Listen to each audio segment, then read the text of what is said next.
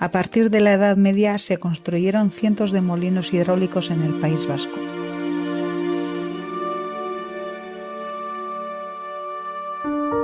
Los cereales han sido uno de los alimentos principales para el ser humano en toda su historia. Los molinos se han utilizado durante siglos para moler estos cereales y producir harina. La primera mención del molino de Igarza es de alrededor del año 1431. Para el año 1504 ya está escrito que disponía de 3 pares de ruedas de molino.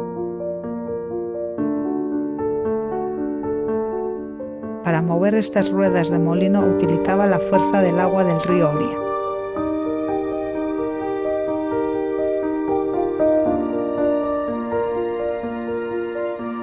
El agua se almacenaba en el canal que aún existe al lado del molino.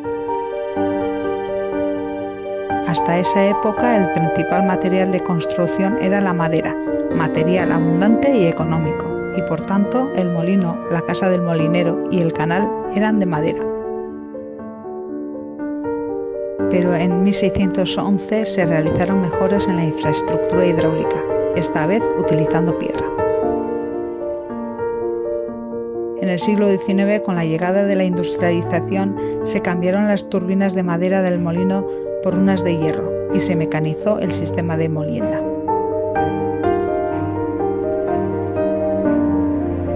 Esta electricidad la utilizaban en el molino y también en el caserío Usategui, a cambio de 2,5 pesetas al mes.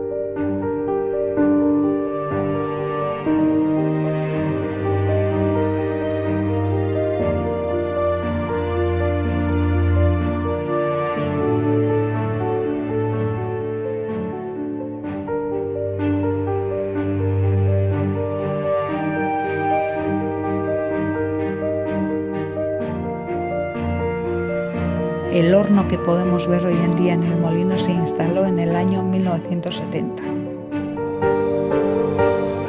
El molino estuvo en funcionamiento hasta el año 1983, justamente hasta el año en el que se derribó la presa. Martina Irizar, mujer nacida en el mismo molino, fue la última molinera.